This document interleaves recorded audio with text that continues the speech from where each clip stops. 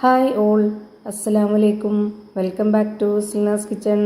ഇന്നത്തെ റെസിപ്പി ഭയങ്കര സിമ്പിളായിട്ടുള്ള നല്ലൊരു വെറൈറ്റി ടേസ്റ്റി ആയിട്ടുള്ള ഒരു അടിപൊളി ഈവനിങ് സ്നാക്സിൻ്റെ റെസിപ്പിയാണ്. കുട്ടികൾക്കും വലിയവർക്കൊക്കെ ഒരുപോലെ ഇഷ്ടമാവും. അപ്പോൾ ഇതെങ്ങനെയാണ് തയ്യാറാക്കുന്നതെന്ന് അറിയാനായിട്ട് വീഡിയോ സ്കിപ്പ് ചെയ്യാതെ മുഴുവനായിട്ടൊന്ന് കണ്ടു നോക്കണേ. റെസിപ്പിയിലോട്ട് അടക്കുന്നതിന് മുമ്പായി സിൽനാസ് കിച്ചൺ ചാനൽ ആദ്യമായിട്ട് കാണുന്നവരാണെങ്കിൽ പ്ലീസ് ഒന്ന് സബ്സ്ക്രൈബ് ചെയ്തേക്കണേ. ഒപ്പം തന്നെ ഈ വീഡിയോസ് നിങ്ങൾക്ക് ഇഷ്ടപ്പെടുകയാണെങ്കിൽ ഒരു ലൈക്ക് ചെയ്ത് ഷെയർ ചെയ്ത് സപ്പോർട്ട് ചെയ്യാനും മറക്കരുത്. ഇനി നമുക്ക് ഇതെങ്ങനെയാണ് തയ്യാറാക്കുന്നതെന്ന് നോക്കാം. ഇതിനു വേണ്ടി ആദ്യം തന്നെ ഒരു മീഡിയം പഴുപ്പുള്ള പഴം തൊലിയൊക്കെ കളഞ്ഞ് ഇതുപോലെ കട്ട് ചെയ്തിട്ട് ഒരു മിക്സിയുടെ ജാറിലേക്ക് ഇട്ട് കൊടുത്തിട്ടുണ്ട്.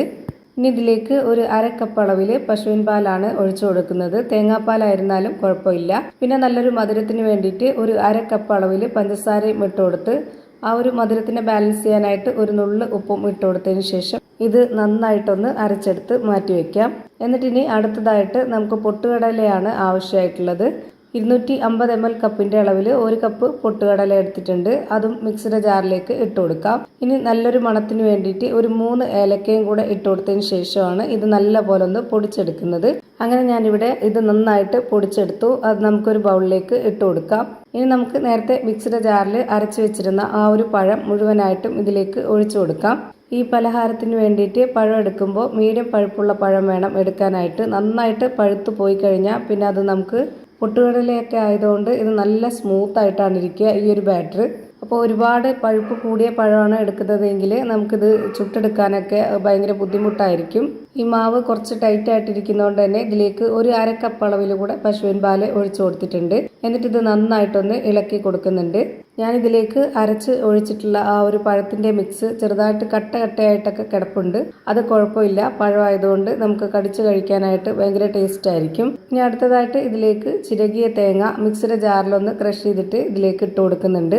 അര കപ്പ് അളവിലാണ് അതുകൂടി ഇട്ട് കൊടുക്കുന്നത്. എന്നിട്ടിവിടെ ഒന്നുകൂടി നന്നായിട്ട് ഇളക്കി യോജിപ്പിച്ച് കൊടുക്കുന്നുണ്ട്. ഈ മാവ് ഇപ്പോഴും കുറച്ച് ടൈറ്റ് ആയിട്ടാണ് ഇരിക്കുന്നത്. ഇതൊന്ന് ലൂസാക്കി എടുക്കണം. അതിനുവേണ്ടി ഞാനിവിടെ ഒരു 1/4 കപ്പ് അളവിൽ വെള്ളം ഒഴിച്ചു കൊടുക്കുന്നുണ്ട്. ഈ വെള്ളത്തിന് പകരം പാല് തന്നെ ഒഴിക്കണമെന്നുണ്ടെങ്കിൽ ഒഴിച്ചു കൊടുക്കാം, അതൊന്നും കുഴപ്പമില്ല. അപ്പോൾ ഞാനിവിടെ വെള്ളം ഒഴിച്ചു കൊടുത്തിട്ട് നന്നായിട്ട് ഒന്നുകൂടി ഇളക്കി കൊടുത്തിട്ടുണ്ട്. ഇപ്പോൾ കുറച്ച് ലൂസായിട്ടാണ് ഇരിക്കുന്നത്. ഇനി നമുക്കിത് റെസ്റ്റ് ചെയ്യാനായിട്ട് വെച്ചിരിക്കേണ്ട ആവശ്യമൊന്നുമില്ല. നമുക്കിപ്പോൾ തന്നെ ചുട്ടെടുക്കണമെങ്കിൽ അങ്ങനെ ചെയ്യാം, അതല്ല കുറച്ച് കഴിഞ്ഞിട്ട് മതിയെങ്കിൽ അപ്പോൾ ചെയ്യാം. അതൊക്കെ നമ്മുടെ ഇഷ്ടം. ഞാനിപ്പോൾ ഇത് ചുട്ടെടുക്കാൻ വേണ്ടിയിട്ട് സ്റ്റവിലേക്ക് ഒരു പാൻ വെച്ച് കൊടുത്ത് ഫ്ലെയിം ഓൺ ആക്കിയതിന് ശേഷം ചൂടായി വന്നപ്പോൾ അതിലേക്ക് കുറച്ച് മാവ് ഒഴിച്ചു കൊടുത്തിട്ടുണ്ട്. ഇനി ഇതൊന്ന് അടച്ചു വെച്ചതിന് ശേഷം ഒരു 30-40 സെക്കൻഡൊക്കെ ആകുമ്പോൾ ഇതൊന്ന് തുറന്ന് നോക്കാം. അപ്പോൾ ഇതാ നല്ല പോലെ ഹോളൊക്കെ വന്നിട്ട് നന്നായിട്ട് വെന്ത് കിട്ടിയിട്ടുണ്ട്. ഇനി അതിന് മുകളിലേക്കായിട്ട് കുറച്ച് തേനാണ് ഒഴിച്ചു കൊടുക്കുന്നത്. കയ്യിലുണ്ടായിരുന്നത് കൊണ്ട് ഒഴിച്ചു കൊടുത്തതേ ഉള്ളൂ, ഇത് നിർബന്ധമൊന്നുമില്ല. രാവിലെ ബ്രേക്ക്ഫാസ്റ്റ് കഴിക്കാൻ മടിക്കുന്ന കുട്ടികളൊക്കെ ആണെന്നുണ്ടെങ്കിൽ ഇതുപോലെ ഉണ്ടാക്കി കൊടുത്തിട്ട് ഇതുപോലെ തേനൊന്ന് സ്പ്രെഡാക്കി കൊടുത്താൽ കുട്ടികൾക്കൊക്കെ ഭയങ്കരമായിട്ട് ഇഷ്ടമാവും. അവർ നന്നായിട്ട് ആസ്വദിച്ച് കഴിക്കും. അതുപോലെ നമുക്ക് വൈകിട്ട് സ്കൂൾ വിട്ട് വരുന്ന സമയത്ത് കൊടുക്കാനാണെന്നുണ്ടെങ്കിലും പെട്ടെന്ന് തയ്യാറാക്കി എടുത്ത് കൊടുക്കാൻ പറ്റും.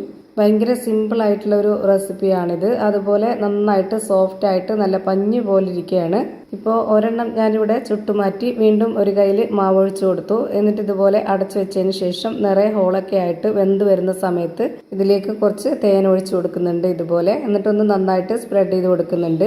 ഇതുപോലെ തന്നെ എല്ലാം ചുട്ട് ഞാനൊരു പാത്രത്തിലേക്ക് മാറ്റിയിട്ടുണ്ട്. ഭയങ്കര ഫ്ലെയിം കുറച്ചാണ് ഇത് ചുട്ടെടുക്കുന്നത്. ഒരുപാട് ഫ്ലെയിം കൂടി പോയി കഴിഞ്ഞാൽ ഇത് പെട്ടെന്ന് കരിയും.